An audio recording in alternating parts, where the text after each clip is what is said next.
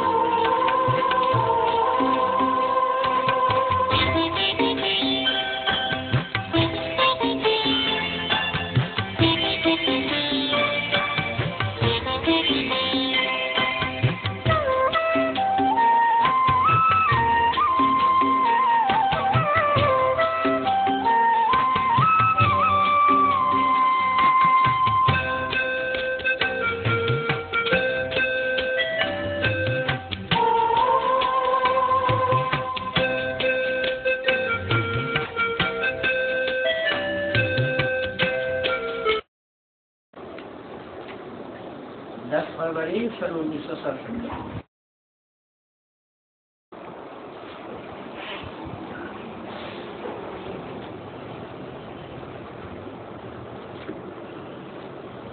ओम शांति।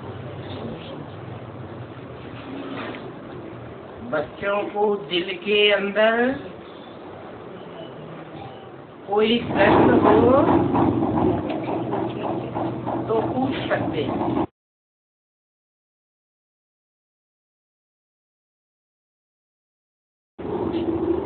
कोई प्रश्न? बाबा पूछ रहे हैं, दिल के अंदर कोई प्रश्न उमड़ घुमड़ रहा हो तो पूछ सकते हैं।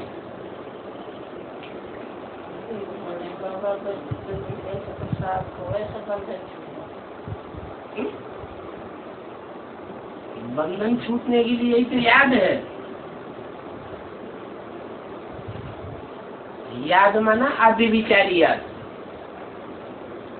एक की याद,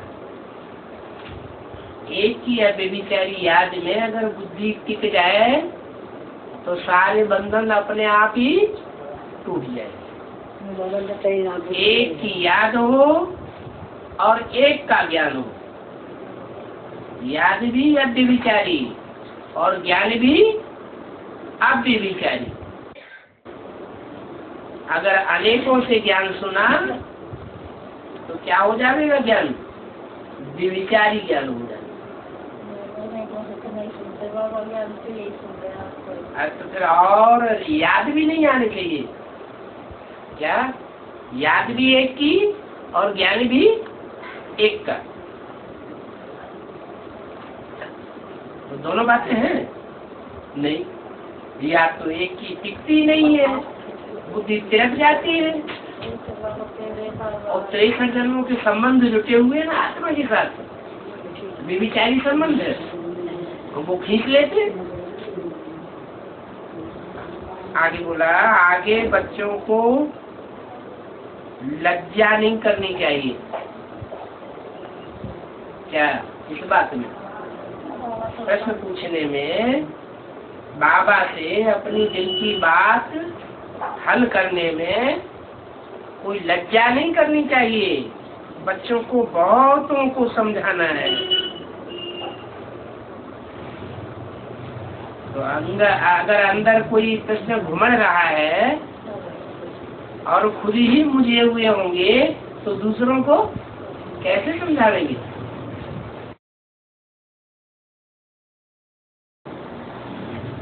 कहेंगे ब्रह्मा कुमारियां ऐसी होंगी,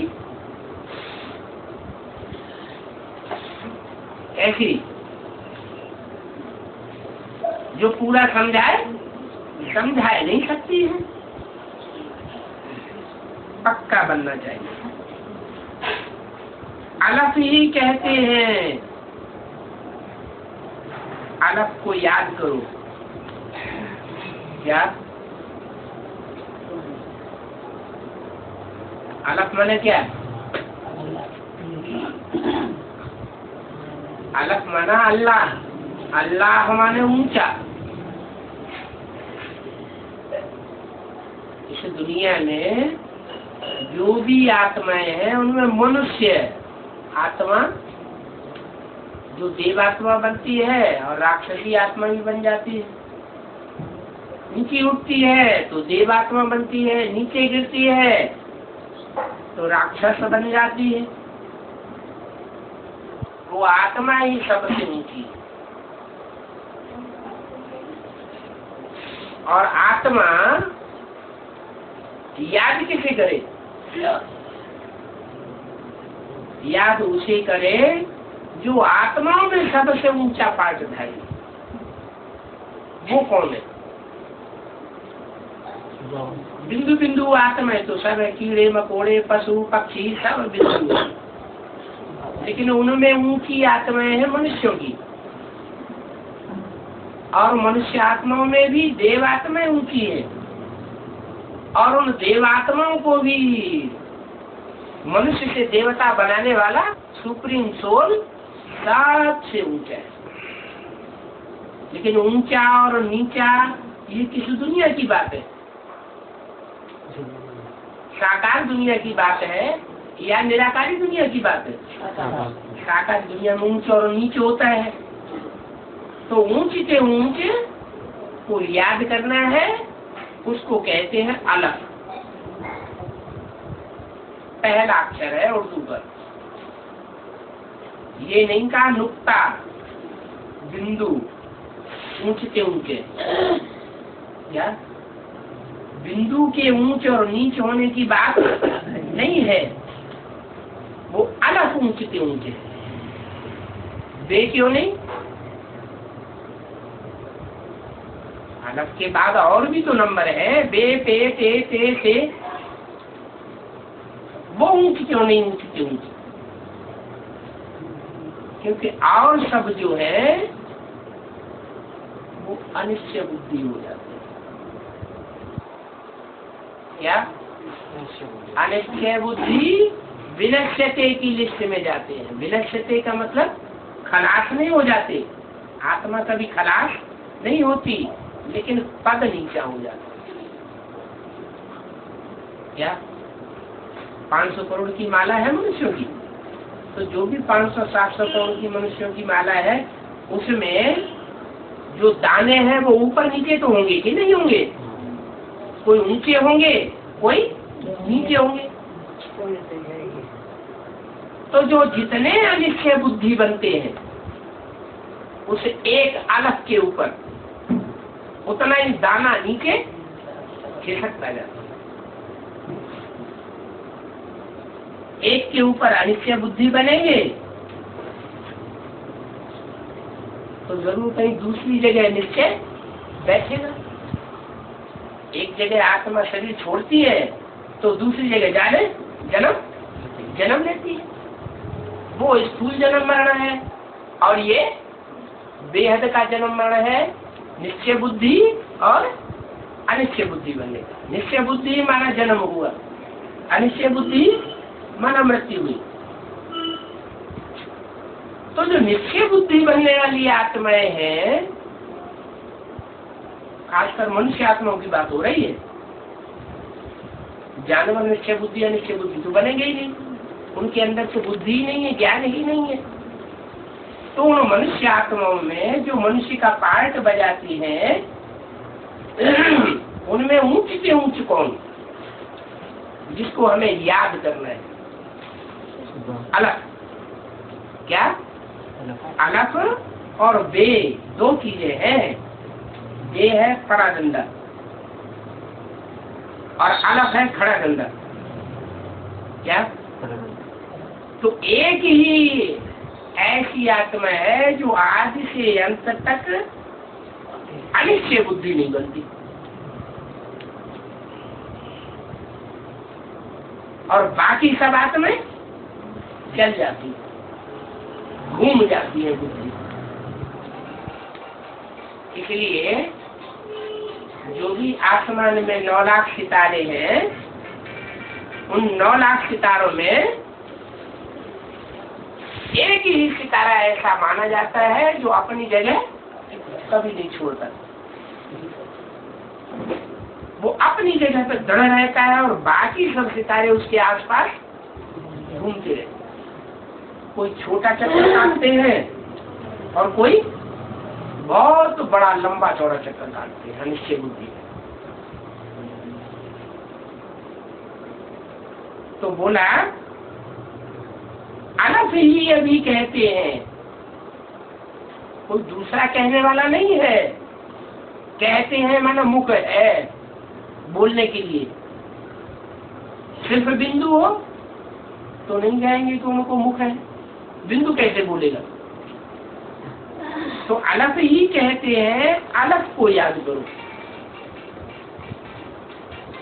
और कोई को याद न करो, एक को याद करो।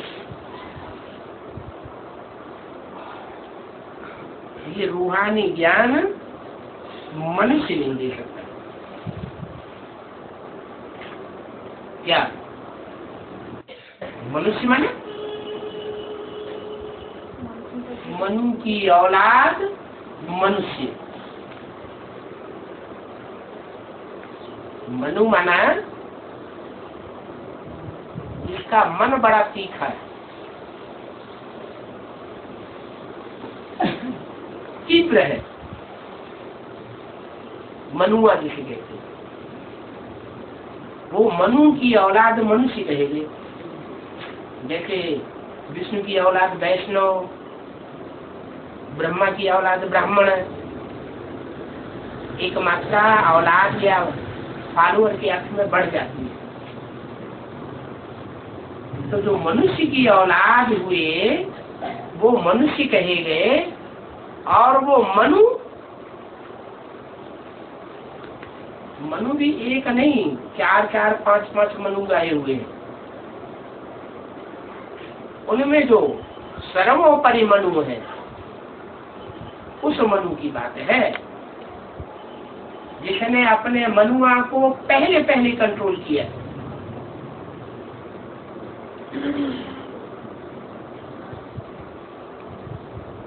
वो मनु। ब्रह्मा तो है अनेक, लेकिन उनमें प्रजापिता ब्रह्मा है सिर्फ एक, और वो प्रजापिता ब्रह्मा है हुआ पहला मनु। तो बोला ये रूहानी ज्ञान कोई मनुष्य नहीं दे सकते। माने जो मनु की औलाद है 500-700 करोड़, वो ये ज्ञान नहीं दे सकते। कौन दे सकता है? स्वयं मनु दे सकता है। और मनु कौन होता है? जिसमें सुप्रीम सोल पहले प्रवेश करके ज्ञान सुनाता है। वो सभी देहधारी मनुष्य समझाते हैं।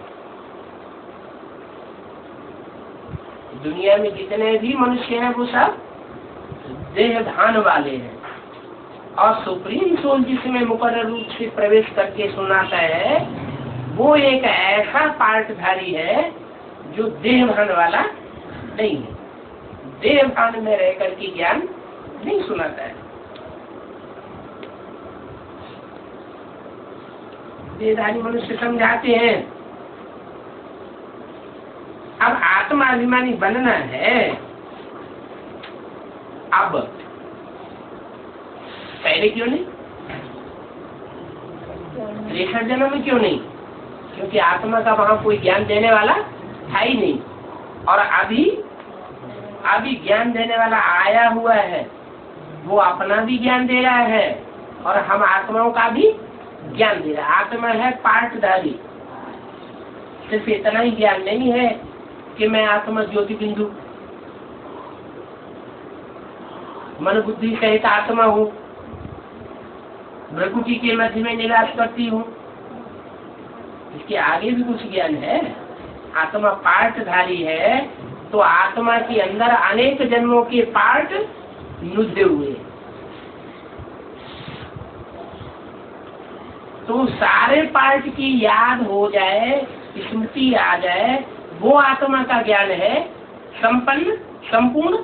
यह सिर्फ इतना जान लेना ज्ञान है कि मैं आत्मा ज्योति बिंदु प्रकृति के मध्य में सितारा मिसल हूँ। क्या ज्ञान है?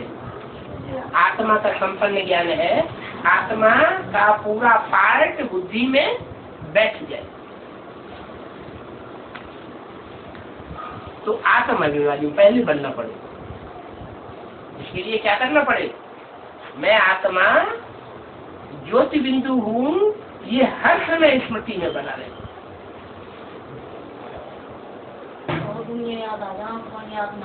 और चीजें याद है, देह याद आए, देह के संबंध याद आए, देह के पदार्थ याद आए, वो याद नहीं आना चाहिए। बुद्धि कब बनेगी? प्रैक्टिस करने से बनेगी। अभी 63 जनों से प्रैक्टिस पड़ी हुई है देहदारियों की, क्योंकि देहदारियों से संबंध जोड़े हैं, देहदारियों से सुख होगा ही नहीं। तो जिसके सुख भोगा है, जिसके संग के रंग में आए हैं, वो याद आएगा। अभी तक कोई ऐसा गुरु नहीं मिला जो ये बताए क्या कि तुम देह नहीं हो, तुम आत्मा हो और आत्मा का ये स्वरूप है। अब ये ज्ञान मिला है क्या कि हम आत्मा है और हमें आत्माभिमानी बनना है। हम अभी बने नहीं हैं। माना 24 घंटे सोते जागते चलते फिरते वो स्टार याद बना रहे।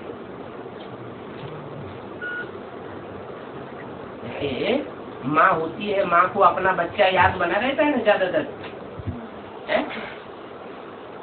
तो बच्चे का रूप बुद्धि में बैठा रहता है, ही नहीं, स्मृति में रहता है ना। तो ऐसे ही आत्मा का जो स्वरूप है ज्योति बिंदु स्टार मिसल, वो सदैव यहाँ वो आत्मा स्मृति में बनी रहे। आत्माभिमानी बनना है, बने नहीं है। बैरिस्टर भी आत्मा बनती है, डॉक्टर भी आत्मा बनती है। डॉक्टर कहो, मास्टर कहो, बैरिस्टर कहो, ये वो स्टार ज्योति बिंदु आत्मा पार्ट बजाती है डॉक्टर, मास्टर और बैरिस्टर का। आत्मा कहती है मैं महाराजा हूँ, वकील हूँ। कब? जब ऐसा पार्ट बजाती है। इससे क्या इशारा दिया? ये इशारा दिया कि सिर्फ इतना ही जान लेना काफी नहीं है कि मैं आत्मा ज्योति बिंदु हूँ। ये भी जानना जरूरी है कि मुझे आत्मा ने जन्म जन्मांतर कौन कौन से पार्ट बजाए। अगर ये स्मृति में आ जाए तो कहा जाएगा मैं आत्माभिमानी बन गई। आत्मा को अनेक जन्मों का अपना पार्ट याद आ गया। नहीं तो मुरली में बाबा कहते हैं वो एक्टर, वो पार्टधारी तो बेवकूफ, जो रंगमंच पर आकर के अपना पार्ट ही भूल जाए।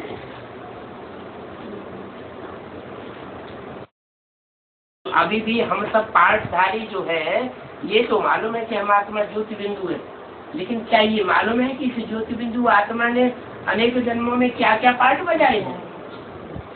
किस जन्म में बैरिस्टर बनी, किस जन्म में डॉक्टर बनी, किस जन्म में महाराजा बनी, राजा बनी या रानी बनी, कुछ याद आता है?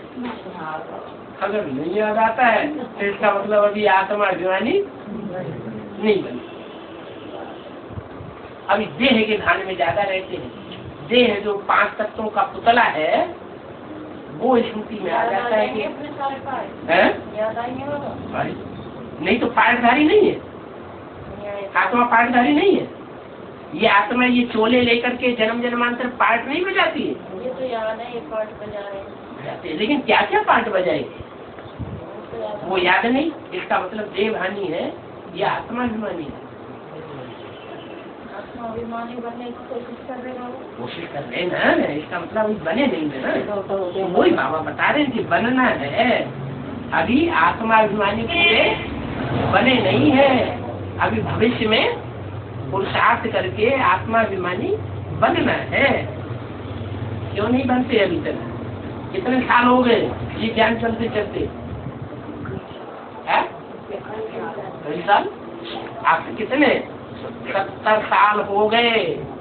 और 70 साल में अभी कोई भी छाती ठोक के नहीं कहता है कि मुझे अपने 63 जन्म 84 जन्मों का पूरा पाठ बुद्धि में बैठ गया।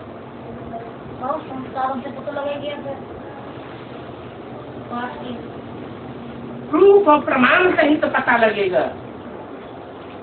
ऐसे कोई नहीं मान लेगा।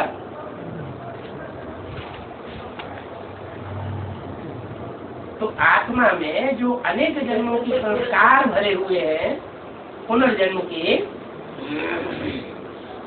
वो संस्कार वो पाठ वो सारे याद आने लगे। तब कहेंगे कि आत्माभिमानी बने। इस समय परमात्मा बाप द्वारा मैं राजाओं का राजा बनता हूँ।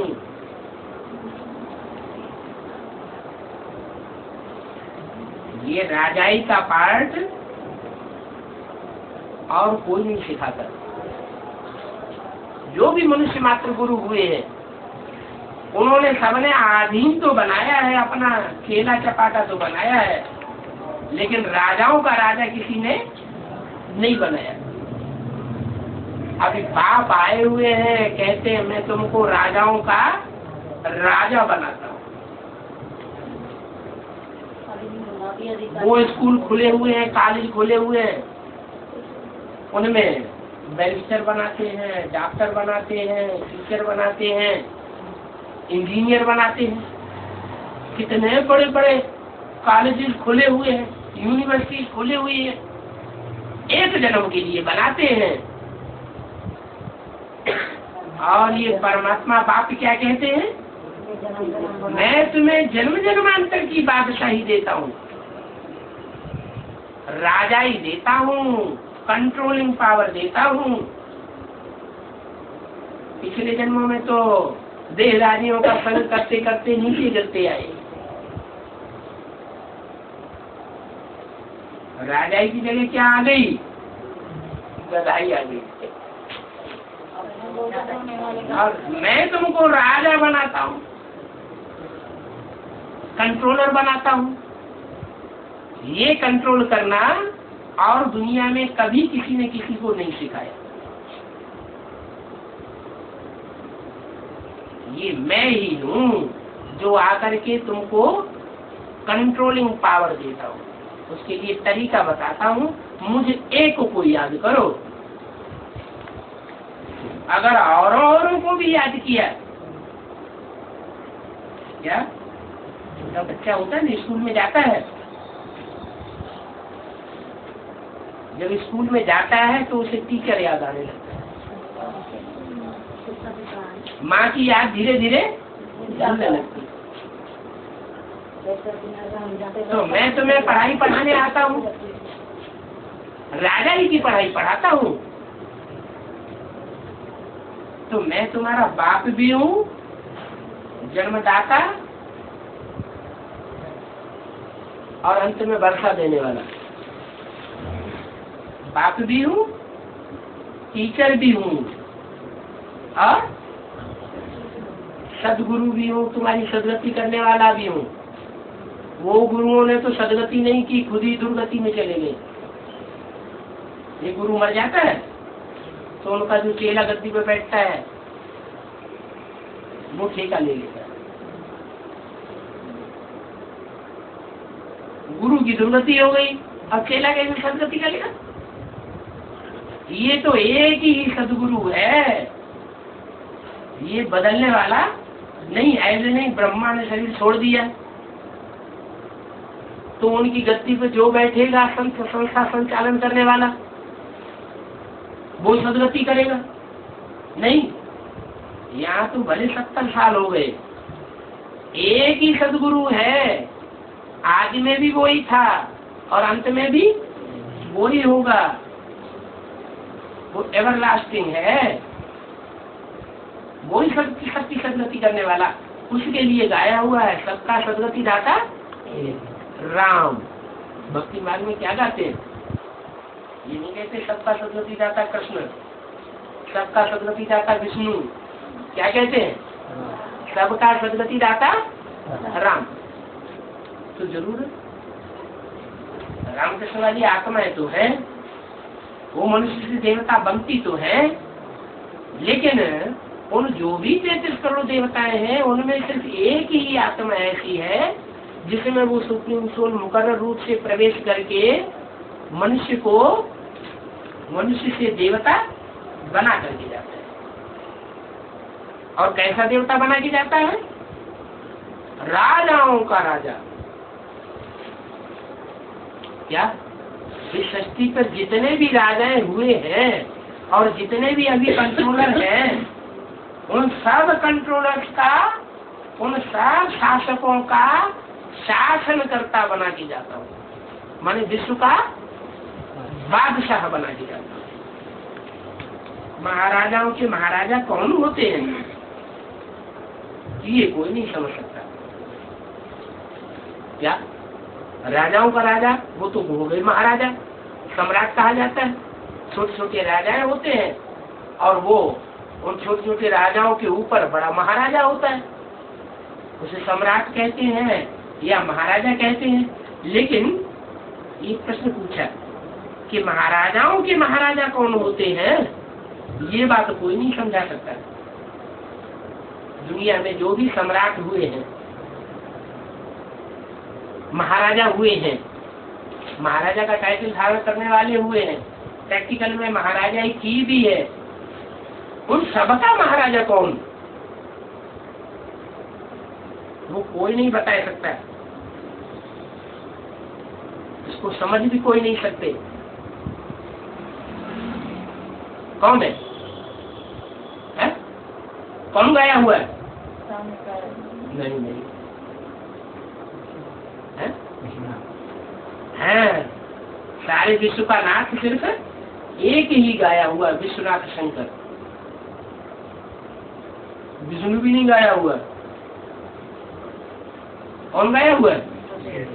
एक विश्वनाथ शंकर गाया हुआ है, बाकी सब 33 करोड़ देवताएं उसके नीचे हैं। इसलिए 3 जो पुड़ियां हैं उनमें सबसे ऊपर किसको दिखाया है? शंकर को सबसे ऊपर दिखाया। उसको कहते भी हैं देव ब्रह्मा, देव विष्णु, देवदेव महादेव। महा माने बड़ा, बड़े से बड़ा, उससे बड़ा कोई होता नहीं है। तो वही महाराजाओं का महाराजा वही है। और ये बात सिवाय शिव बाबा के और कोई समझा नहीं सकता, समझ भी नहीं सकता। महाराजाएं पतित हैं और दूसरे महाराजाएं जो पावन थे, पतित महाराजाएं पावन की जाकर के पूजा करते हैं। क्या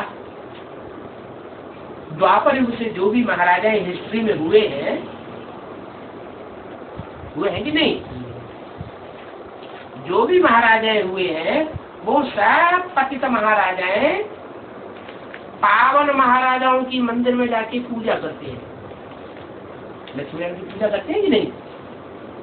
तो क्यों पूजा करते हैं? क्यों उनको माथा झुकाते हैं? वो तो महाराजा है। खुद भी तो महाराजा हैं, सम्राट हैं, राजाओं के राजा हैं, तो उनकी जाके पूजा क्यों करते हैं? हाँ, वो पावन और वो पतित। अच्छा, ये तो दुनिया की बात हो गई, बड़े ड्रामा के अंदर की बात हो गई। अभी तो शूटिंग चल रही है। क्या चल रही है? रिहर्सल चल रही है कि नहीं?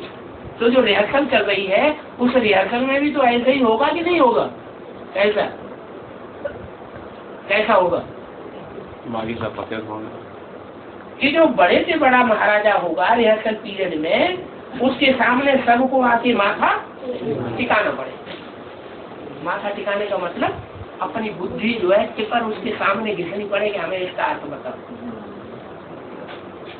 वो सबकी अर्थ को बताएगा, लेकिन वो किसी से पूछने नहीं जाएगा। वो किसी के सामने माथा घिसेगा नहीं जाके, उसके सामने सब आकर के माथा झुकाएंगे, टिपर घिसाएंगे। ये है उस ऊंच से ऊंच अलफ अल्लाह की पहचान। क्या कहा? नहीं समझ रहा है? ये निश्चय पत्र क्यों लिखाए जा रहे हैं कोर्ट में, कोर्ट स्टाम्प पेपर पर?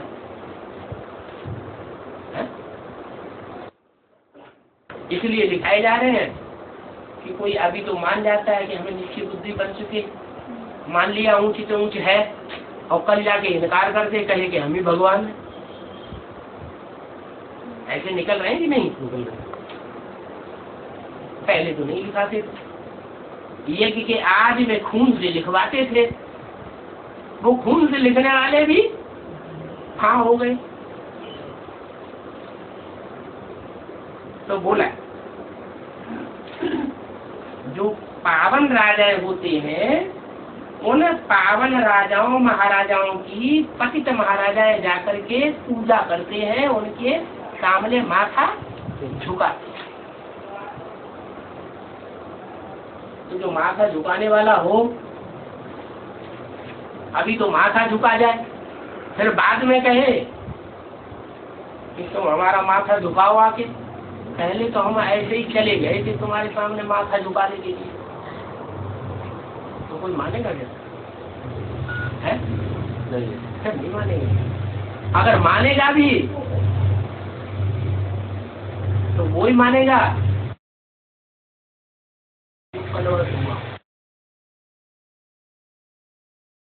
क्या? स्वधर्मे निधनम से परधर्मो भयावह। अपने धर्म से नीचे, धारणा से नीचे गिर गया। तो बोला वो महाराजाओं के महाराजा हुए ना जिनके सामने माथा झुकाते सब महाराजा, वही महाराजाओं के महाराजा हुए ना जिनके सामने सब माथा झुकाते हैं। और जितने भी देवताएं हैं, 33 करोड़ देवताएं, उन सब देवताओं में से एक भी ऐसा नहीं है जिसकी ग्लानि शास्त्रों में न हुई हो। सिर्फ एक ही लक्ष्मी नारायण ऐसे हैं जो नर से नारायण बनते हैं, विश्व के महाराजन बनते हैं, उनकी कोई ग्लानि शास्त्रों में नहीं है। तो वही सबसे ऊंचे तो ऊंचे हुए ना, उनके मुकाबले और सब नंबरवार नीचे। पतित महाराजा पावन की जाकर पूजा करते हैं, तो वो महाराजाओं के महाराजा हुए। बाप कहते हैं तुम पूज्य पवित्र महाराजा थे, फिर आदि आकर के पुजारी बन गए। कब थे? तुम पूज्य थे, अब पुजारी बन गए। कब की बात बताई पूज्य थे? सतयुग की आदि में जब संगम युग का सबसे ऊंचा चरण चल रहा था, स्वर्णिम संगम युग, उसमें तुम महाराजा थे, अभी पुजारी बन गए। जो पूज्य होकर गिरते हैं वो पूजा करते हैं। क्या?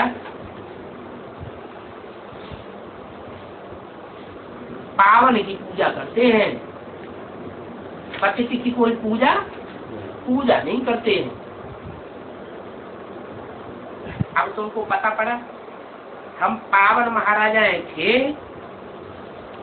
क्या कहा, जिसको पता पड़ जाए अपने स्वरूप का।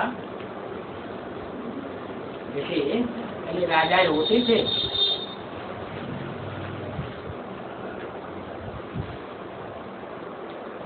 अपने बच्चे को देखते थे कि अब वयोवृद्ध हो गए महाराजा हैं, तो वो अपने बच्चे को लिख करके ताबीज बांध देते थे।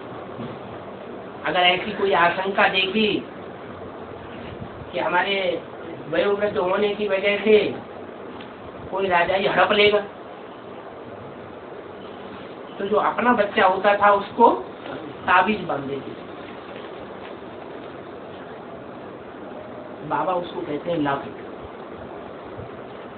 कहाँ बांध देते, कहाँ ताबीज, कान में कि नाक में, गले में बांध देते। ये परंपरा कहाँ से पड़ी?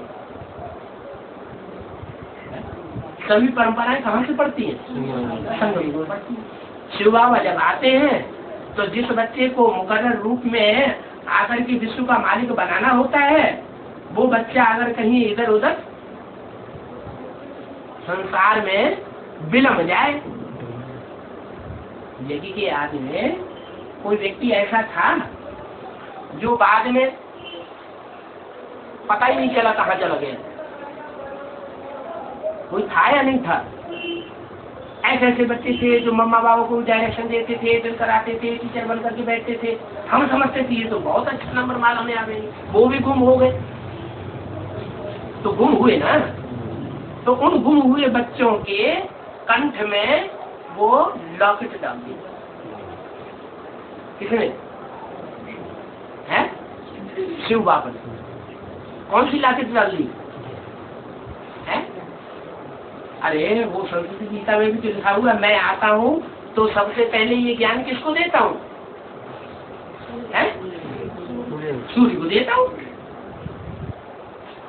तो वो सूर्य जिससे सूर्यवंशी पैदा हुए, सबसे ऊंचा वंश पैदा होता है, वो ज्ञान सूर्य यज्ञ के आदि में जिसमें परमात्मा शिव ने पहले पहले प्रवेश किया, वो कहाँ गया?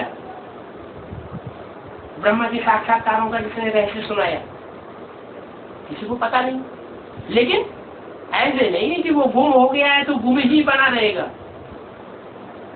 क्या शिव बाप ने उसके गले में क्या बांध दिया है? लॉकेट बांध दिया। नाम क्या रखा? सच्ची गीता लॉकेट। तो होते हैं भक्ति मार्ग में लॉकेट का छोटा रूप बनाते हैं और उसको ताबीज में बंद करते हैं और गले में भक्ति मार्ग में बांध लेते हैं। ये जो परंपराएं हैं वो कहाँ की परंपराएं हैं? शिव बाबा ने ये परंपराएं इसमें में डाली। तो वो गीता यज्ञ के आज से ही वो बच्चा भला शरीर छोड़ देता है, यज्ञ छोड़ के चला जाता है, तो जहाँ कहीं भी जाके जन्म लेगा उसके कंठ में वो ताबीज, वो लॉकेट पड़ी रहती है। जब टाइम आता है, ज्ञान लेता है, तो ताबीज खुलने लगता है। वो कंठ में से वो ज्ञान सारा खुलने लगता है। तो बोला पतित पूजा करते हैं पावन की,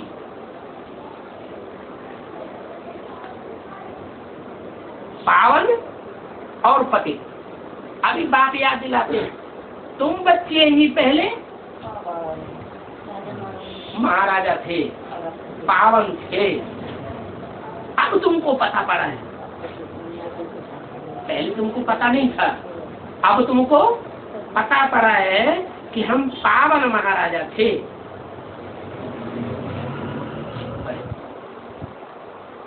कोई महाराजा का बच्चा जंगल में खो गया हो और वो भेड़ियों के साथ रहने लगा हो बचपन से ही, और भेड़िए उसको खाना भूल गए हो, अपनी जो उनका रहने का जो होती है, क्या कहते हैं उसे, मांद, उस मांद में रख दिया हो, तो भेड़ियों के साथ रहते रहते वो बच्चा भी क्या बन जाता है? भेड़ियों जैसे स्वभाव संस्कार का बन जाता है। फिर उसको संग में लाया जाए, मनुष्यों के संग में, और उसको पढ़ाई जाए और बताया जाए कि गले में जो ताबीज है इसमें देखो क्या लिखा है, ये लिखा है कि तो महाराजा के बच्चे, तो उसको नशा चढ़ेगा कि नहीं? उसको पक्का प्रूफ मिल गया ना, तो उसको नशा चढ़ जाएगा। फिर उसकी एक्ट सारी एक्ट बदलने लग पड़ेगी। तो बोला अभी तुमको पता पड़ा है हम पावन महाराजा थे, फिर अब पतित बन गए। अब पतित बन गए हैं तो दूसरों के सामने माथा टेकते कर रहे। अगर पावन महाराजा थे ये स्मृति आ जाए तो वो किसी के सामने माथा क्या किसी के सामने माथा नहीं टेकेगा।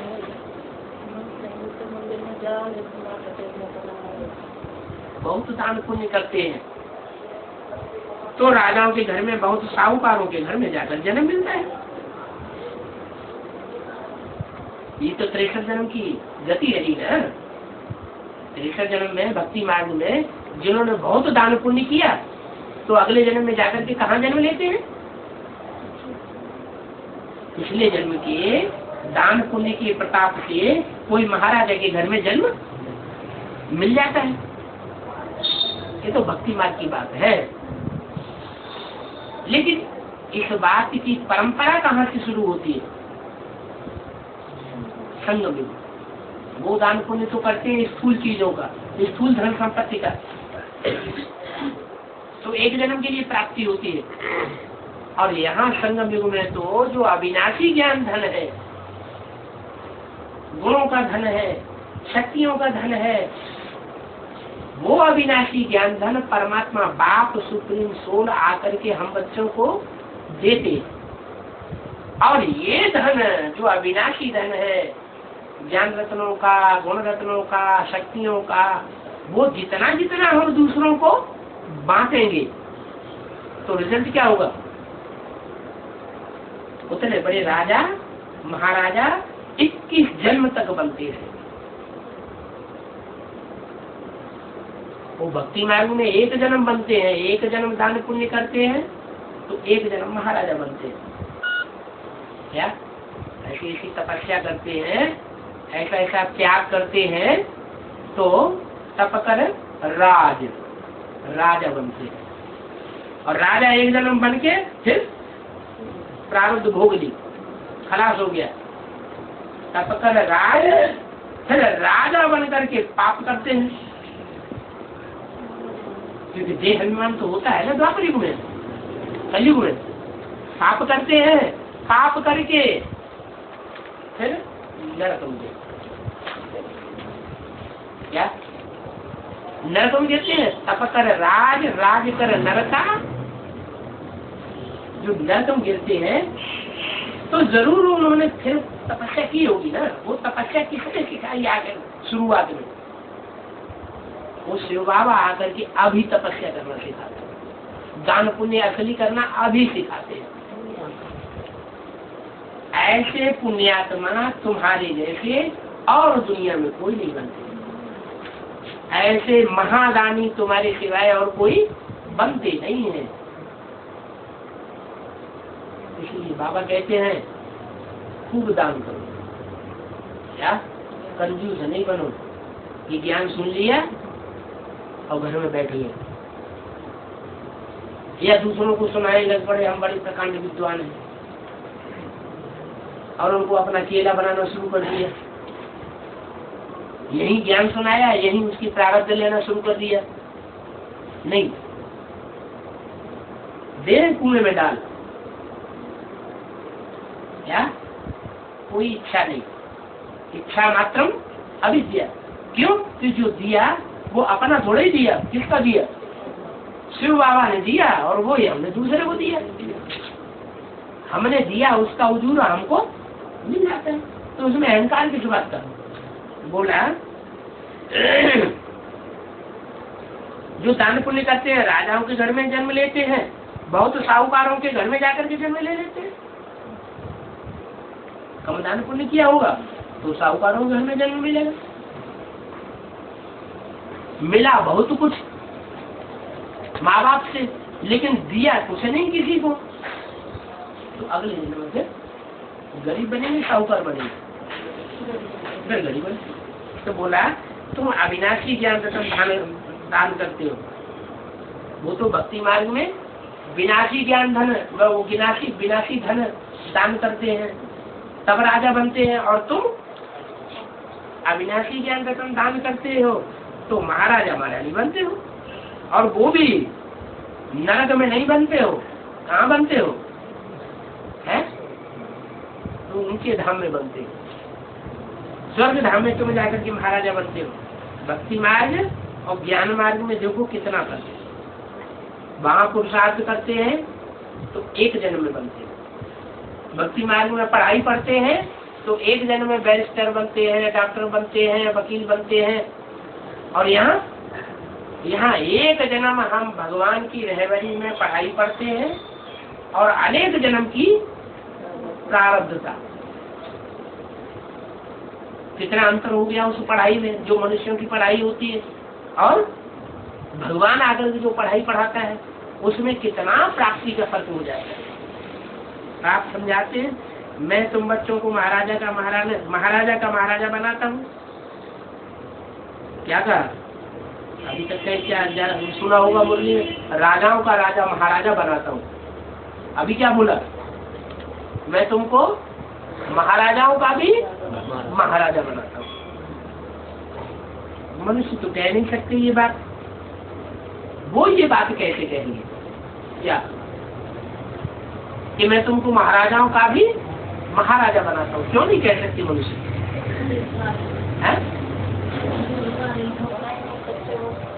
अरे वो खुद ही महाराजा नहीं है, इस आखिरी जन्म में तो सब आकर के सब प्रजा बन गए। कोई राजा महाराजा देखने में आ रहे हैं? रावण राज्य ऐसा फैलता है कि सारी दुनिया को आधीन करके बैठता है। राजा महाराजा क्या बनाएगा? बाप अगर भी राजा महाराजा बनाते हैं, राजा महाराजा होते हैं स्वाधीन, और इस दुनिया में सब मनुष्य बन गए पराधीन, दूसरों के अधीन बन गए ना।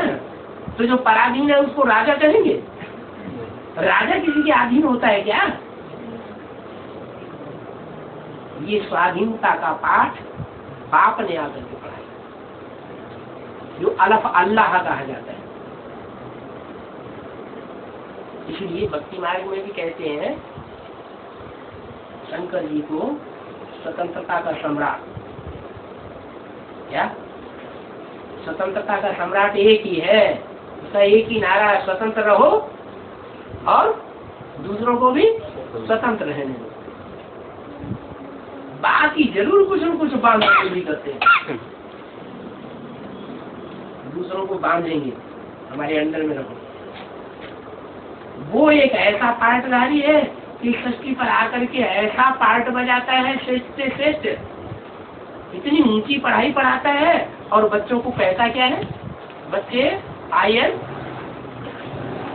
योर, अरे भूल गए बच्चे, I am your most obedient servant.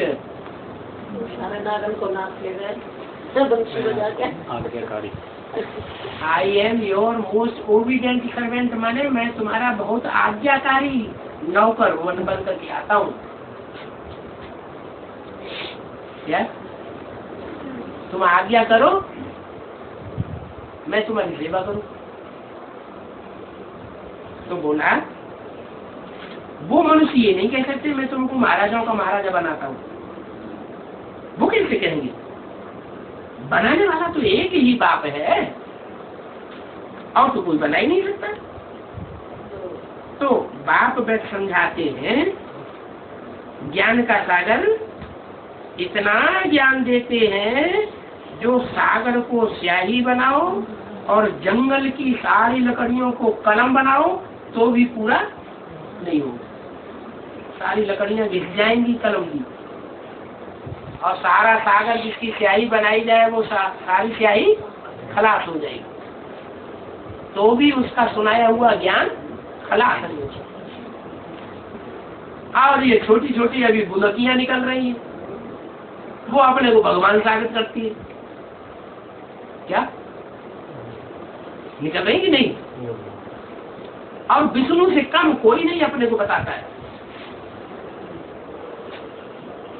फरसाबाद के नजदीक एक विधुना है, विधुना गांव, इसमें 9 दिन की बच्ची आके कंपिल में की और वहां जाकर के घोषणा करती है मैं राम सीता वाली आत्मा हूँ, मेरी युगल सीता है, मैं राम हूँ। ये राम सीता विष्णु, विष्णु का पार्ट हमारा है। खूब पार्टियां बना बना करके माउंट आबू में आगरे में उसका खूब प्रचार हुआ।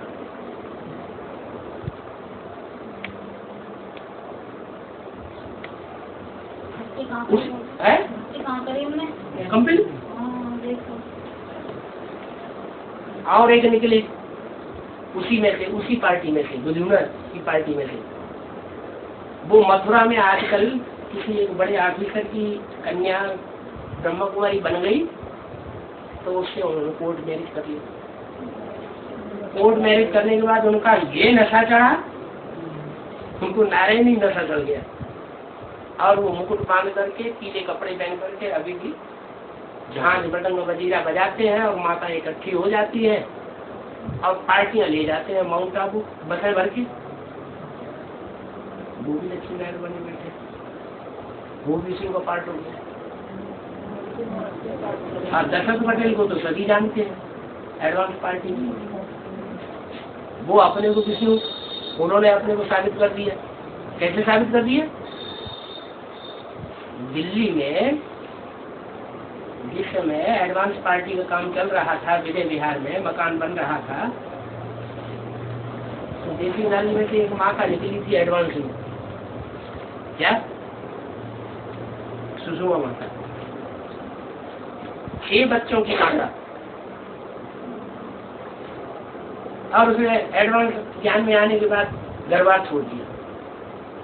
बाबा तो कभी ऐसा सिखाते नहीं, बाबा तो कहते घर में रहो, तो अपना ही घरबार तोड़ दोगे तो लक्ष्मी नारायण का मंदिर कैसे बनाओगे? तो पति को छोड़ दिया, पति की बात नहीं मानी, घर वालों की बात नहीं मानी, और एडवांस में जोर शोर से चल पड़ी।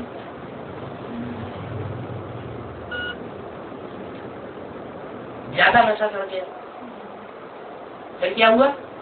हर आत्मा पहले सतो प्रधान की होती है, फिर रजो प्रधान तमो प्रधान बनती है। फिर उनकी ऐसी बुद्धि खराब हुई कि दशरथ पटेल का उनसे लेन देन और उनके साथ बैठना ज्यादा होने लगा। और वो एक टाइम ऐसा हुआ कि वो जाकर के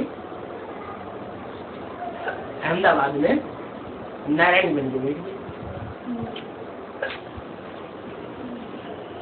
उनकी किताबें छप रही हैं, किताबों में पीछे जगदम्बा भारत माता का चित्र छपा हुआ है। एडवांस पार्टी का एक सारा ग्रुप वहां जाकर के इकट्ठा हो रहा है। अब तो नहीं होगा, अभी भी कोई कोई जा रहे हैं, उनके बाल बच्चे अभी भी पैदा हो रहे हैं जो कोई कृष्ण बन रहे हैं। एक नवीन मोदी है अहमदाबाद के, वो अपने को कृष्ण साबित कर रहे हैं, अपना चित्र भी छपाया हुआ है, उनका बिल्कुल चेहरा मोहरा बिल्कुल वैसा ही, और उसमें मुकुट वगैरह दिखा दिया है, कैसे कह रहे हैं। फिर अभी एक पार्टी निकली यहाँ बम्बई में, वसई में एडवांस पार्टी का एक सेंटर खुला था। उस सेंटर में जो एडवांस ज्ञान दिया गया, तो उसमें 2 आत्माएं ऐसी थी जो जिस व्यक्ति ने मकान दिया, उस व्यक्ति के दोनों बड़े मित्र थे। दोनों, वो व्यक्ति जो मकान देने वाला था वो उतना होशियार ज्ञान में नहीं था, लेकिन अंदर से सच्चा था। लेकिन उसको पढ़ाई ऐसी पढ़ाई गई कि वो उल्टा काम करने लगा। माने ब्रह्मा कुमारियों को जहाँ बैठाया गया मकान में, उनकी इंक्वायरी करना, उनके ऊपर आर्डर चलाना, उन्होंने ये कहना शुरू कर दिया, रविंद्र भाई देखो अपने मकान में रहते हैं, उन्होंने भी तो मकान दिया हुआ है, तो हम भी इसी मकान में रहेंगे और हम भी आर्डर चलाएंगे। बाबा जब नहीं होगा तो हम बैठेंगे बाबा बन के। अब ये तो यहाँ चलने वाला नहीं, तो मकान दिया छोड़। और उनको गुरु जो सिखाता था वो आज फिर विष्णु बन के बैठ गया। सारा एडवांस ज्ञान जो है वहीं से उठाया, कहाँ से, कंपनी से। अब वो मोटी मोटी किताबें छपाना शुरू कर दी। उनमें ज्ञान सारा पॉइंट सारे ही वही है, वही एडवांस पार्टी के, लेकिन उनको ऐसा अर्थ मोड़ मोड़ करके उनको बेवकूफ बनाया गया कि लोग थोड़ा सुनते हैं, उसमें आधी तो होती है ग्लानि की बातें। ग्लानि माना व्यक्तिगत ग्लानि। वो विष्णु तैयार हो गए, औरंगाबाद पूरा सफाचट हो गया एडवांस पार्टी से। अहमदनगर आधा खत्म हो गया। नागपुर में अभी हमला हो रहा है। नागपुर की ये हालत है कि जो कन्याएं एडवांस में सरेंडर हुई हैं, उनके माँ बाप धमकी दे रहे हैं हमारी कन्याओं को वापस कर दो, नहीं तो हम कोर्ट में केस करेंगे। खुद ही जाके सरेंडर किया है। बाबा कहते हैं ये लास्ट पेपर है, लास्ट पेपर होगा तो टीचर परीक्षा लेगा कि नहीं लेगा।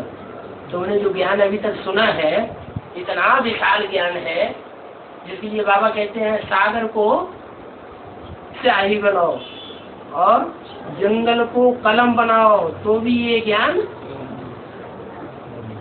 खत्म नहीं होगा।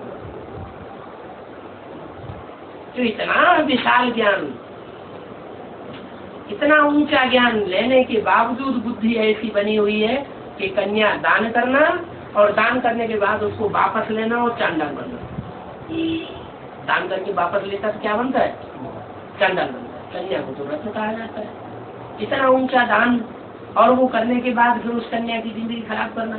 उसको कन्या की बुद्धि में तो ज्ञान बैठ गया, अब वो नाबालिग है बाई चांस, तो सरकारी नियम तो क्या है, नाबालिग कन्या जो उसके माँ बाप है लौकिक, वो उसके हकदार है। भले सरेंडर भी कर दिया या कुछ भी लिख दिया, तो वो जब चाहे तो अपनी कन्या को वापस ले सकते।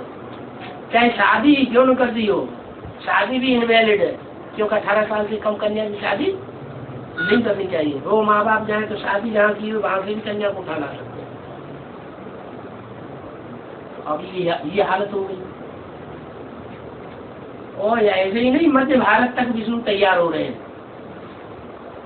अहमदाबाद से दक्षिण में पहुंच करके बम्बई में ही विष्णु तैयार हो रहे हैं। नहीं, एक हरियाणा में निकले हैं कैथल में, वो अपने को शंकर जी कह रहे हैं, विष्णु जी कह रहे हैं, शादीशुदा है, कृष्ण बताए रहे हैं ब्रह्मा विष्णु हमारे अंदर परमेश्वर की। दक्षिण भारत में एक निकले हैं, वो अपने को विष्णु कह रहे हैं, और उनका प्रताप इतना जबरदस्त हुआ कि हैदराबाद में जो एडवांस पार्टी की जो मुखिया है, संचालिका, वो उसको ही लेकर बैठे हुए, उसकी पुत्री को पूरा घुमाया हुआ है। उसको कितना भी समझाओ, लेकिन वो स्वीकार नहीं करती है कि विष्णु का पाठ नहीं है। अभी अभी विष्णु का पाठ है दक्षिण भारत में। ये हाल हो जाता है। इतना विशाल ज्ञान और ज्ञान लेने वालों की हालत कैसी हो जाती है। अब इतने भगवान तो नहीं हो सकते, इतने भगवान होंगे क्या? ऐसे नहीं, छुपा रुस्तम बाद में भूले। भगवान होता कि इतने दिन तक क्या नाक रगड़ता है कि अभी तक माला नहीं तैयार हो पाई। दशरथ पटेल जब अपने को विष्णु घोषित किया तो उन्होंने कहा कि घोषणा कर दी 6 महीने के अंदर माला तैयार करेंगे। अभी तक माला तैयार हो गई। एक तो पूरी लिस्ट छप करके आ गई, कोई भगवान बनने वाले ने अपने को प्रत्यक्ष नहीं किया, पूरी लिस्ट 108 की बना करके भेज दी। सूर्यवंशी के 12 मण के कौन है, चंद्रवंशी के 12 मण के कौन है, इस्लाम वंशी के 12 मण के कौन है, और ये आर्य समाजी के 12 मण के कौन है। दिल्ली के हेड ऑफिस में ही भेज दी किताब, सभी मिनिमम में भेजिए, जो और भी एडवांस के उनके पास भी भेजिए, और जिनके नाम छापे उनमें बहुत से ऐसे हैं लोलुप, उन्होंने देखा हाँ हमारे नंबर बन गया, बस उनको नशा कर गए, पैसा दे रहे छपा 108 की माला बड़ी आराम से बन गई, कोई पुरुषार्थ नहीं। बाबा ये लोग जो है एडवांस ही क्यों तोड़ रहे, बीके क्यों नहीं तोड़ते? फिर ब्रह्मा कुमारियों वाली बात हो गई, वो भी कहते हमारे ब्रह्मा कुमार कुमारी ही क्यों तोड़ रहे हैं, तुम हमारे ब्रह्मा कुमार कुमारियों को इतने क्यों तोड़ के ले जाते हो, दुनिया इतनी खाली पड़ी हुई है, 500-700 करोड़ की दुनिया, वहां क्यों नहीं जाकर के मरते? बात वहीं आ गई। जो कुछ बेसिक में हुआ है वो सब बीज रूप आत्माओं में भी होना चाहिए। बेसिक में तो जड़ें हैं, जड़ें काय से बनती हैं? बीजों में से। बीज से बनती है, तो बीज में जो गुण होगा वही तो जड़ों में आएगा। ये बीज रूप यज्ञ के आदमी के सारी सृष्टि की जो बीज रूप आत्मा, राम वाली आत्मा चली गई तो पीछे पीछे ये बीज भी चले गए। अभी वो राम वाली आत्मा प्रत्यक्ष होती है तो पीछे पीछे वो सारे बीज भी एडवांस पार्टी प्रत्यक्ष हो जाते हैं। उनमें सब तरह के हैं, चंद्रवंशी भी है, ऐसे नहीं ब्रह्मा बाबा ही चंद्रमा था, वो तो जय के रूप में था। यह एडवांस पार्टी की आत्माओं में बीज रूप में भी कोई चंद्रमा है और उनका चंद्रवंश भी है। वो चंद्रमा की बात मानेंगे,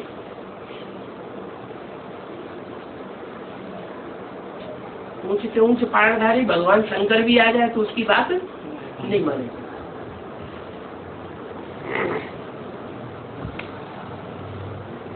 बाबा ने भी मुरली में बोला है क्या, जो जिस धर्म का होगा वो उसी की बात मानेगा और कोई की बात नहीं मानेगा।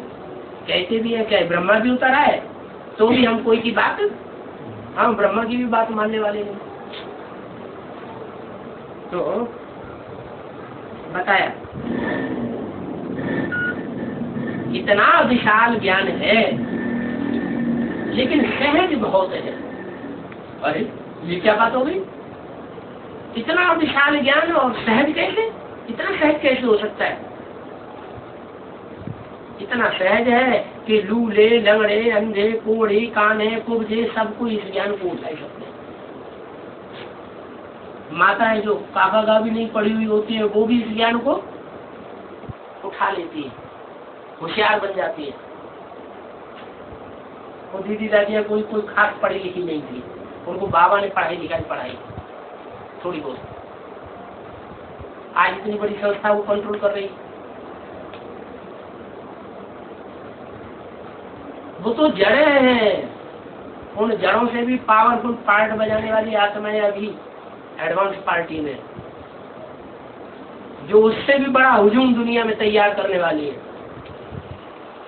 क्या ब्रह्मा कुमारियों का जो हुजूम है वो तो बहुत छोटा सा है और जो उनका मर्तबा है वो बहुत थोड़ा सा है। अभी एडवांस पार्टी जब अपने प्रभाव में पहुंचेगी तो बहुत बड़ा रूप होने वाला है। और उसमें भी माताएं काम करेंगी, माताएं कंट्रोल करेंगी, क्योंकि माताओं का मर्तबा बाप पढ़ाने के लिए आया हुआ है।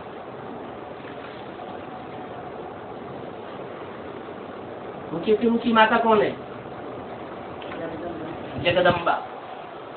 तो जगदम्बा दीदी दादियों के मुकाबले, जो वर्तमान की चीजें हैं उनके मुकाबले कई गुना बड़ा रूप धारण करने वाली, कई गुना मान मर्तबा धारण करके संसार में प्रत्यक्ष होने वाली।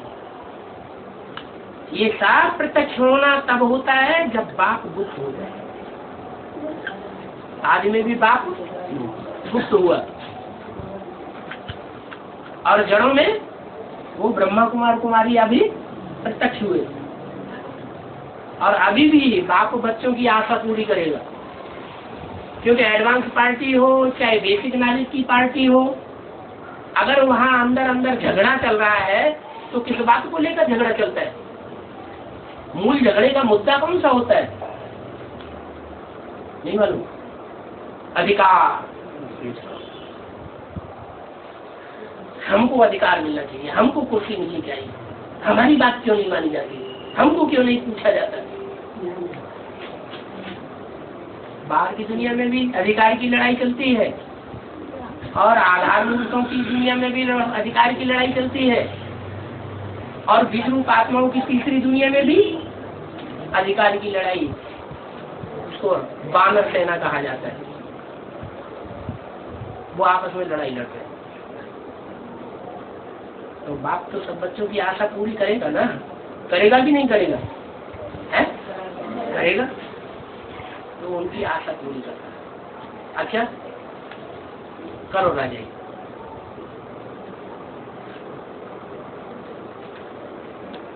लेकिन अंत में क्या होता है? माताओं का खूब मर्तबा बढ़ाते हैं, बढ़ते बढ़ते बढ़ते बढ़ते फिर अंत में क्या करते हैं? अरे सीढ़ी का चीज भूल गए?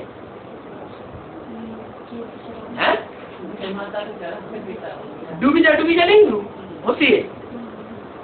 फिर जब वो देवियां राक्षसी का रूप धारण करती है, तामसी रूप धारण करती है, तो फिर उनको डूबो दिया जाता है। क्योंकि जब सत्य प्रत्यक्ष होता है तो वो सब डूब जाते हैं। और सत्य है एक। ऐसे नहीं कि 3 दादियां तिरंगे झंडे में बैठाई दी जाए और वो त्रिमूर्ति शिव बन जाएगा। 3 मूर्तियां शिव बन जाएंगी क्या? 3 मूर्तियां ऊंच से ऊंचे भगवान बाप बन जाएंगी क्या? नहीं। 3 मूर्तियों में एक ही मूर्ति सबसे ऊंची से ऊंची है जो भगवान के रूप में संसार में प्रत्यक्ष हो सकती है। तो बाप अंत में फिर प्रत्यक्ष होता है और प्रत्यक्ष होकर के एक तरफ आखिरी स्थापना का नजारा और आखिरी विनाश का नजारा होता है और नई दुनिया की स्थापना। अब संपूर्ण संसार जो है प्रत्यक्षता को महसूस करेगा, उसके बाद विनाश। 500-700 करोड़ मनुष्य आत्मा भगवान बाप के बच्चे नहीं है। तो बच्चों को बाप का परिचय ही नहीं मिले और दुनिया का विनाश हो जाए, ये ठीक बात है? गलत बात है। जो भी 500-700 करोड़ मनुष्य आत्माएं हैं, भगवान बाप के बच्चे हैं, उनको सबको आकर के वो मौका देता है कि नर से नारायण बनो, मनुष्य से देवता बनो। अब जो पुरुषार्थ करते हैं सो बनते हैं नंबर बार, कोई तो सुनते भी नहीं। क्या टाइम जब आप संपन्न बने तभी विनाश हो जाएगा। पहले संपन्न बनने की होनी चाहिए, इच्छा होनी चाहिए, या पहले विनाश होने की इच्छा होनी चाहिए? पहले अपनी चिंता करें, पहले स्वचिंतन करें। बाहर की दुनिया का परिचिंतन क्यों इतना कर रहे हैं कि दुनिया का विनाश कब होगा? सब समाधान हुआ पड़ा है। बाबा के सामने बैठे तो सब समाधान हो जाता है। बाहर की दुनिया में गए, धन का रंग लगा और बुद्धि पड़ती।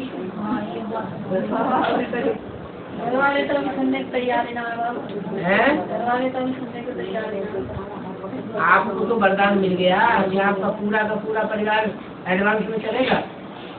आप किस चिंता कर रहे हैं? यहाँ इतने लोग बैठे हुए हैं, इनमें से आपके लिए कौन कहेगा कि आप में आपको आत्मा यहाँ बैठी हुई है, कोई आपके लिए उंगली उठाता है या रेखा माता के लिए उंगली उठाता है कि इनमें आपको है? क्यों बताता है कोई? तो आप अपनी आत्मज्ञानी क्यों कर रहे हैं? बच्चे बने तो अपने साथ रहने चाहिए। मैं देखते हैं मुरली में आप ही बैठे हो, 2-3 बार देखा है, और अकेले बैठे हो, एक मैं बैठा और कोई नहीं दिखाई देता। एक शिव बाबा, दूसरा कोई, एक तू और एक मैं। अच्छी बात है ना, है? नशे में रहना चाहिए। हवा योग में बैठते तो मन एक जगह नहीं लगता, इधर इधर बनता है। ऐसा जन्म खूब बगाया होगा तो भागेगा नहीं, एकदम तो क्यों हो जाएगा?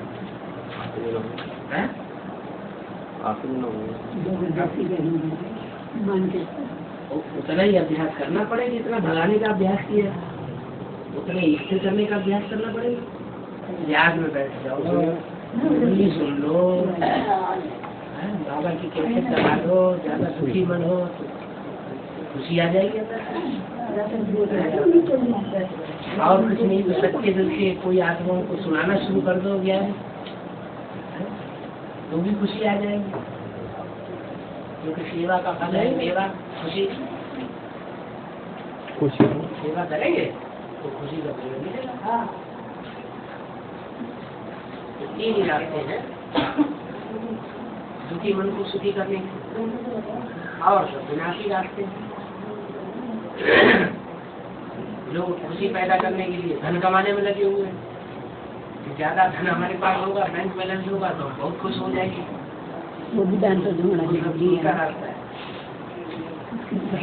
रास्ता है बाबा की याद, बाबा का ज्ञान रमण करना, और जो ज्ञान सुना है और दूसरों को सुविधा कहीं की है। जो सारे भाई बहन टूट गए, सबके हिसाब किताब क्या कर गए? सब अमरनाथ के बच्चे हैं, कौन बन जाएंगे? इस टाइम तो सभी का हिसाब किताब आगे आ रहा है। क्या उमेश भाई ये जो भी भाई थे सब पांडव भवन ने आपने बनाया, सारे तो खत्म हो गया। हमने थोड़ा ही बनाया, उन्होंने पूछा तो हमने कहा ओके कर दिया, अच्छा बना।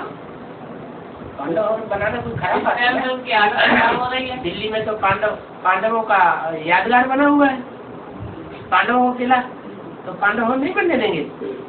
वो हिम्मत करे पांडव भवन बनाने की तो क्या? ये सभी हिम्मत वाले, ये सब बेहिम्मत वाले हो रहे हैं। इस टाइम कोई नहीं रख रहा अभी हिम्मत है।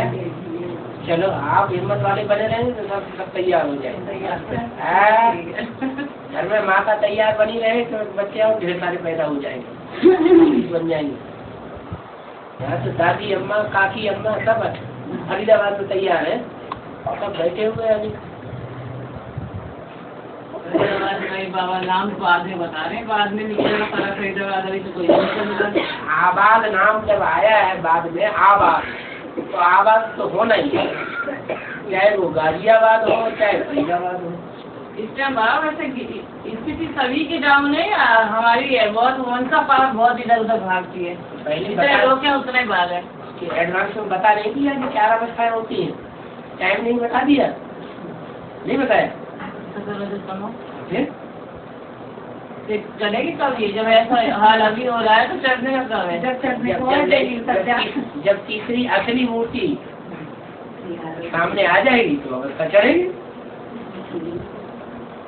जब दूसरी मूर्ति तुम्हारे जहीन में आ गई तो नशा चढ़ा था कि नहीं? बहुत नशा चढ़ा था। और पहली मूर्ति जब ध्यान में आई थी प्रैक्टिकल में तभी बहुत नशा, तब भी नशा चढ़ा था। अब तीसरी मूर्ति असली वाली, नकली नहीं, तीनों ही असली है हमारे लिए। तो अब दशरथ पटेल निकले और सतीश निकले, बताइए कि निकले तो कोई ओरिजिनल होता तो डुप्लीकेट में निकलते ही निकलने था।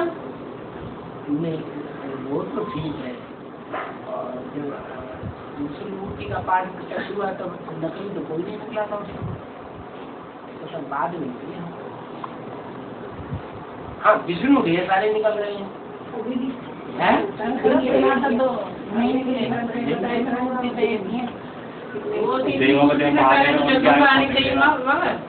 पहले तो बच्चे के पीछे जगदम्बा आनी चाहिए, माँ आनी चाहिए, तीसरी मूर्ति से पहले तब जगदम्बा आएगी। जगदम्बा आएगी तो पहले झाड़ू लगाएगी, पहले कचरा साफ करेगी, सारे स्वर्ग में चले जाएगी। स्वर्ग का छोटा रूप पहले होगा कि बड़ा रूप आ जाएगा एकदम? स्वर्ग का बताओ, पहले स्वर्ग का छोटा रूप सामने आएगा कि बड़ा रूप आ जाएगा? छोटा रूप कितना छोटा होगा, कितने होंगे उसमें? अभी तो आप आज बताते हो। हाँ आप क्या बताते, मुरली बताती। हाँ मुरली भी आपके द्वारा ही चलती है। हाँ तो मुरली बता, आप चला लो मुरली, मुरली को कौन